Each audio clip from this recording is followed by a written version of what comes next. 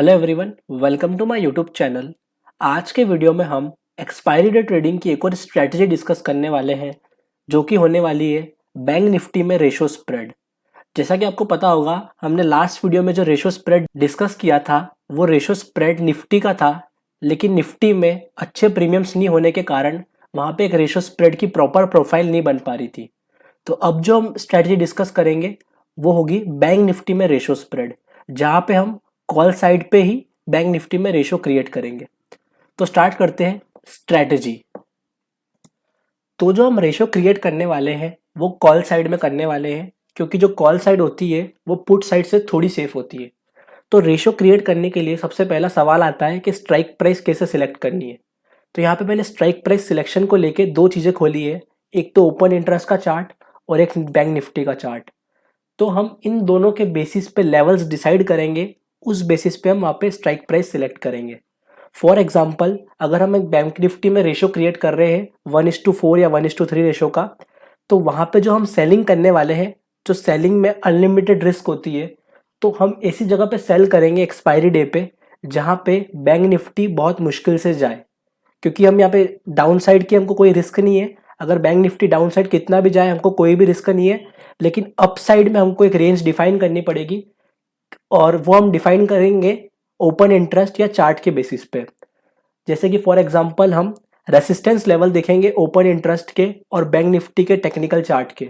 इन दोनों चार्ट के बेसिस पे हम एक अपर लिमिट डिसाइड करेंगे और वहां पे जाके सेलिंग करेंगे।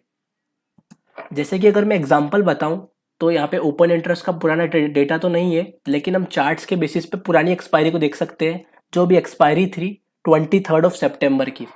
तो 23 में जो मूव आया था मार्केट में वो अपसाइड आया था, और जो हमारी रिस्क है वो सिर्फ अपसाइड की ही है, डाउन साइड की बिल्कुल भी रिस्क नहीं है, क्योंकि हम जो रेशो क्रिएट कर रहे हैं वो कॉल साइड में कर रहे हैं। अगर बाई चांस मार्केट फॉल ले लेता है बहुत बड़ा, तो हमको डाउन साइड में कोई भी लॉस नहीं होगा, जीरो लॉस होगा डाउन साइड में, लेकिन अप साइड में अनलिमिटेड लॉस हो सकता है। तो अप साइड में हम एक रेसिस्टेंस लेवल देखेंगे, जैसे कि यहाँ पे 23 की एक्सपायरी जो थी उस दिन सिर्फ अपसाइड ही मूवमेंट आया था। तो अपसाइड के लिए हमको एक रेसिस्टेंस लेवल डिफाइन करना होगा। जैसे कि यहाँ पे आप देख सकते हैं, पुराने डेटा को देखते हुए अगर मैं यहाँ पे एक रेसिस्टेंस लेवल ड्रॉ करूँ, तो मार्केट एग्जैक्ट उसी रेसिस्टेंस पे जाके एक्सपायर हो गया। तो अगर मैं 37,800 का ही कॉल सेल कर देता, और बाय करने के लिए मैं 37,500 के एक लॉट बाय करके और 37,800 के 3 लॉट सेल कर देता, तो यहाँ पे मुझे मैक्स प्रॉफिट होता, क्योंकि जो हमने पोजीशन सेल करी है वो जीरो हो जाती और जो बाय करी है उसमें 300 रुपीज़ की इंट्रेंसिक वैल्यू रह जाती। तो इस चक्कर में हमको 300 रुपीज़ का प्रॉफिट तो हो जाता बाय वाली पोजीशन से, और जो जितना भी हमने प्रीमियम कलेक्ट करा होता वो जीरो हो जाता, तो सारा प्रीमियम में हमारा प्रॉफिट हो जाता और बाय साइड से 300 रुपीज़ का प्रॉफिट हो जाता। तो ये जो एक्सपायरी थी यहाँ पे मैंने सिलेक्ट करके बताया कि हम कैसे टेक्निकल चार्ट्स की हेल्प से देख सकते हैं कि कहाँ पे एक रेसिस्टेंस लेवल है। यहाँ पे मैंने एक सिंपल रेसिस्टेंस ड्रॉ किया है, उसके अलावा एक रेसिस्टेंस ये भी हो सकता है, जो लाइफ टाइम हाई है इसका, ये भी एक रेसिस्टेंस लेवल हो सकता है। तो देखो यहाँ पे आप देख सकते हैं कि रेसिस्टेंस को टच करके डायरेक्ट नीचे आ गया, लेकिन अभी हम यहाँ पे एक्सपायरी डे की पर्सपेक्टिव से बात कर रहे हैं। तो एक्सपायरी डे के दिन मार्केट मूव किया था, खुलने के बाद मार्केट ऑलमोस्ट 1.50% मूव किया था। तो हम जो रेशो क्रिएट करेंगे, जो सेलिंग वाली पोजीशन बनाएंगे, वो रेसिस्टेंस लेवल के बेसिस पे बनाएंगे, और जो रेशो टोटल क्रिएट होगा वो क्रेडिट रेशो क्रिएट होगा या फिर एक न्यूट्रल रेशो। दैट मीन्स अगर बाय चांस मार्केट अगर नीचे फॉल ले लेता है, तो हमको नीचे वाले फॉल से कोई भी लॉस ना हो। सो एक मेथड हो गई टेक्निकल चार्ट्स देख के, और दूसरी मेथड हो गई ओपन इंटरेस्ट का चार्ट देख के। ओपन इंटरेस्ट में भी हम सपोर्ट एंड रेसिस्टेंस ड्रॉ कर सकते हैं, जहाँ पे ये बड़ी बड़ी कैंडल से यही एक रेसिस्टेंस लेवल जैसा काम करती है। या फिर हम मैक्स पेन स्ट्राइक प्राइस का भी यूज कर सकते हैं। मैक्स पेन स्ट्राइक प्राइस ये हमको बताती है कि मार्केट कहाँ पे एक्सपायर होने वाला है, लेकिन इसकी एक्यूरेसी इतनी अच्छी नहीं होती है, लेकिन फिर भी हम एक एडिशनल कंफर्मेशन के लिए मैक्स पेन स्ट्राइक प्राइस का भी यूज कर सकते हैं। दैट मीन्स हम मैक्स पेन पे जाके सेलिंग करेंगे और पीछे साइड उसको बाय करेंगे न्यूट्रली, जहाँ पे हमने जो प्रीमियम कलेक्ट किया है उतना ही हम प्रीमियम पे करेंगे। तो इसका मैं भी यूज़ करके बताऊंगा, और इसको हम जो बैक टेस्ट करेंगे, एक बार बैक टेस्टिंग देख लेते हैं अगस्त मंथ की पूरी। ये जो रेशो है कुछ इस टाइप से दिखता है, जैसे यहाँ पे मैंने 5 अगस्त की एक्सपायरी ली है, 5 अगस्त की। यहाँ पे मैंने 36,000 का एक कॉल बाय करके 36,300 के 3 कॉल सेल कर दिए। तो यहाँ पे जो मैंने नेट नेट प्रीमियम तो कलेक्ट नहीं किया है, यहाँ पे अगर बाई चांस मार्केट नीचे साइड आ जाता है तो हमको 5 पॉइंट्स का लॉस हो सकता है, क्योंकि यहाँ पे मैंने एग्जैक्टली नेट प्रीमियम कलेक्ट नहीं किया है। अगर हम एक्सपायरी डे पे करेंगे तो थोड़े पॉइंट्स अगर चले भी जाए तो कुछ प्रॉब्लम नहीं है, बस ज़्यादा डेबिट नहीं बनना चाहिए। तो अब इसको हम थोड़ा देखते हैं कि इसमें एडजस्टमेंट कैसे कर सकते हैं। तो इसके एडजस्टमेंट के भी दो टाइप है, या तो स्टॉप लॉस लेके निकले या फिर जो हमारी सेलिंग पोजीशन है उसको अपसाइड पे शिफ्ट करें। लेकिन यहाँ पे अभी मैं सिर्फ इसको स्टॉप लॉस के बेसिस पे बता रहा हूँ। रेशो स्प्रेड के जो एडजस्टमेंट्स होते हैं वो मैं नेक्स्ट वीडियो में कवर करूंगा, लेकिन यहाँ पे जो मैं एक्सपायरी डे के पर्सपेक्टिव से बात कर रहा हूँ तो यहाँ पे हम डायरेक्टली स्टॉप लॉस से निकलेंगे। बाई चांस अगर मार्केट हमारे लेवल्स को ब्रीच करता है, जैसे कि ये जो ब्रेक इवन है 36,447, जैसे ही मार्केट यहाँ तक आता है तो हम यहाँ से एग्जिट ले लेंगे। अगर मार्केट बहुत फास्ट मूव करके आएगा तो हमको यहाँ पे लॉस दिखेगा, अदरवाइज अगर धीरे धीरे मार्केट जाता है ऊपर तो हमको कन्फर्म प्रॉफिट होगा। इसमें जो मैक्स प्रॉफिट की चांसेस है वो होगी जहाँ पे हमने सेलिंग करी है। तो ये अभी मैंने एग्जांपल के लिए बताया है। जो हम एक्सपायरी डे पे रेशो क्रिएट करेंगे वो लेवल्स देख के, ये जो ओपन इंटरेस्ट और टेक्निकल चार्ट्स के जो लेवल थे यहाँ पे जैसे मैंने ड्रॉ करे थे, इन लेवल्स के बेसिस पे जस्ट एडिशनल कंफर्मेशन लेने के लिए हम इन लेवल्स के बेसिस पे एक रेशो क्रिएट करेंगे। लेकिन यहाँ पे मैंने जस्ट एक सिंपल क्रिएट किया है जस्ट एग्जाम्पल दिखाने के लिए। तो हम यहाँ पे 30 मिनट्स मूव करते हैं जल्दी से।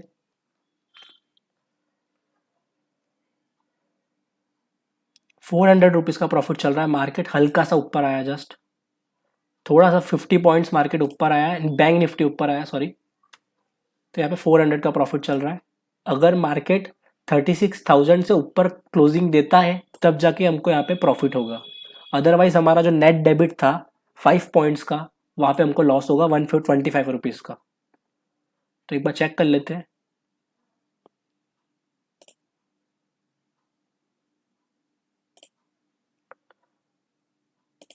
ये ₹700 का प्रॉफिट चल रहा है, 36,000 को मार्केट ने क्रॉस कर दिया है और यहाँ पे कहीं हमको ₹750 का प्रॉफिट चल रहा है। अब जैसे जैसे मार्केट धीरे धीरे ऊपर जाएगा, भले अब तेज भी जाए तो भी हमको कंफर्म प्रॉफिट होगा, क्योंकि एक बहुत बड़ा टाइम निकल चुका है।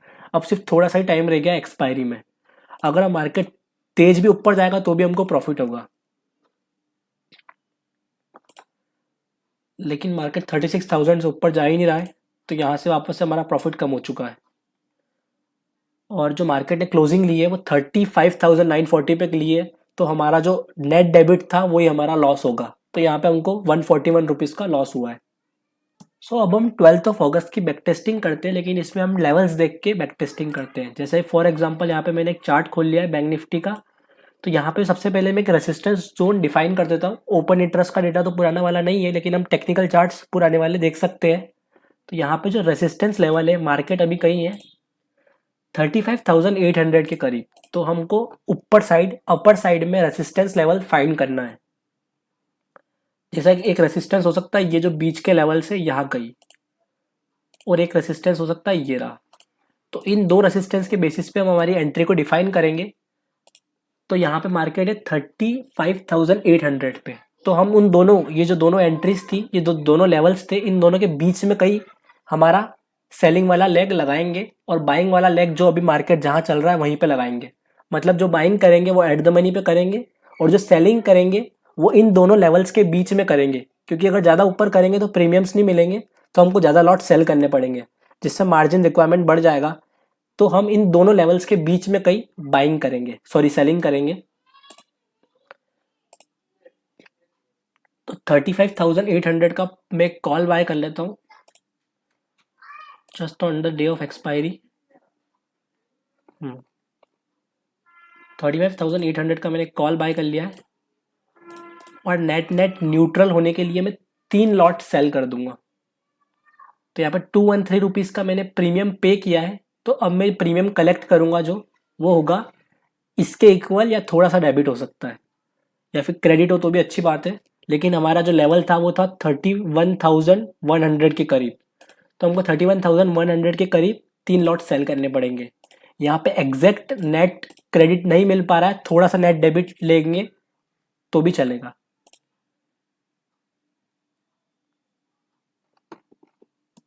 सो यहाँ पे करीब ₹600 का लॉस से डाउन साइड में, अगर मार्केट डाउन साइड आता है तो हमको ₹600 का लॉस होगा, क्योंकि यहाँ पे थोड़ा सा ज़्यादा डेबिट हो चुका है।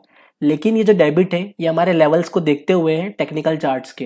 दैट मीन्स हम टेक्निकल चार्ट्स का भी कंफर्मेशन लेके चल रहे हैं, साथ साथ ओपन इंटरेस्ट का भी। यहाँ पे मैं ओपन इंटरेस्ट नहीं बता पा रहा हूँ क्योंकि ओपन इंटरेस्ट का पुराना डेटा नहीं है, लेकिन टेक्निकल चार्ट्स का है। तो यहाँ पे अब हम मूव करते हैं। ये जो मैंने सेलिंग करी है ये वहाँ पे करी है एक रेसिस्टेंस लेवल पे, ये रेसिस्टेंस लेवल है और ये 12 अगस्त की एक्सपायरी है, तो मार्केट यहीं कहीं जाके एक्सपायर होगा। दैट मीन्स टेक्निकल लेवल्स को अगर ब्रेक करता है तो हमारा स्टॉप लॉस वैसे भी हिट हो जाएगा, लेकिन यहाँ पे बहुत ज़्यादा रेसिस्टेंस है इसलिए मार्केट इससे ऊपर नहीं जाएगा। ये हमने एक एडिशनल कंफर्मेशन बना लिया है। तो अब मूव करते 30 मिनट्स।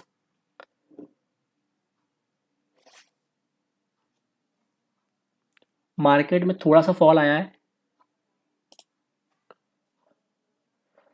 अब ₹800 का प्रॉफिट चल रहा है, मतलब थीटा डीके बहुत अच्छा हो गया क्योंकि हमने 3 लॉट सेल कर रखे हैं। ये ₹62 के थे, अब ₹28 के हो चुके हैं। लेकिन जो 213 का कॉल था वो ₹146 का ही हुआ है। तो out of the money options में अच्छी थीटा डीके होता है as compare to at the money options. अभी हमने जहाँ पे बाइंग करी है वो इन द मनी हो चुका है, तो ये हमारे लिए अच्छा है। बाइंग वाला जो लैग है वो इन द मनी हो चुका है और जो सेलिंग वाला लैग है वो आउट ऑफ द मनी ही है। लेकिन 31,100 को ब्रेक करना मार्केट के लिए बहुत मुश्किल होगा क्योंकि वहाँ पे बहुत ज़्यादा रेसिस्टेंस है। तो हम देखते हैं आगे। ₹1,000 का प्रॉफिट चल रहा है, इसमें करीबन जो मार्जिन लगता है वो लगता है ₹80,000 का या ₹90,000 का, अगर हम 2 लॉट जो है बहुत दूर जाके कहीं बाय कर लेते हैं। जैसे इस एग्जांपल में 37,000 की अगर हम कॉल 2 बाय कर लेंगे तो जो मार्जिन रिक्वायरमेंट हो जाएगा वो करीबन 90,000 के करीब हो जाएगा। तो अब मूव करते हैं वापस से 30 मिनट्स। 600 का प्रॉफिट चल रहा है। मार्केट जो अपना लेवल है वो ब्रेक नहीं करेगा 36,100 का। ये हमने कैसे डिफाइन किया है, चार्ट्स को देखकर। यहाँ पे फिर 30 मिनट्स मूव करते हैं। ये जो ऑप्शंस हो चुके हैं ₹4 के हो चुके हैं, मतलब यहाँ पे हमको ₹1,100 का प्रॉफिट चल रहा है। लेकिन जो हमारा बाइंग वाला लैग है वो अभी भी इन द मनी है। तो वापस यहाँ पे 30 मिनट्स चलते हैं, तो उसकी वैल्यू तो कुछ ना कुछ रह जाएगी, लेकिन जो आउट ऑफ द मनी हमने सेलिंग करी है वो सब जीरो हो जाएंगे। यहाँ पे एग्जैक्ट ₹1,000 का प्रॉफिट चल रहा है। यहाँ पे ₹2,500 का प्रॉफिट चल रहा है, 2,800 और ₹2,800 का ही फाइनल प्रॉफिट हुआ है। तो यहाँ पे मार्केट ने हमारा जो लेवल था वो हमने कैसे डिफाइन किया था, यहाँ से ये रेसिस्टेंस लेवल जो है ये 5 अगस्त से जो रेसिस्टेंस मार्केट बना रहा था उसको ब्रेक नहीं कर रहा था, तो मैंने वहीं पर जाके सेलिंग कर दी और जो बाइंग करी जहाँ पे मार्केट है वहीं पे बाइंग करनी है, एट द मनी पे बाइंग करी, और जहाँ पे एक बहुत स्ट्रॉन्ग रेसिस्टेंस लेवल है वहाँ पे जाके मैंने सेलिंग कर दी।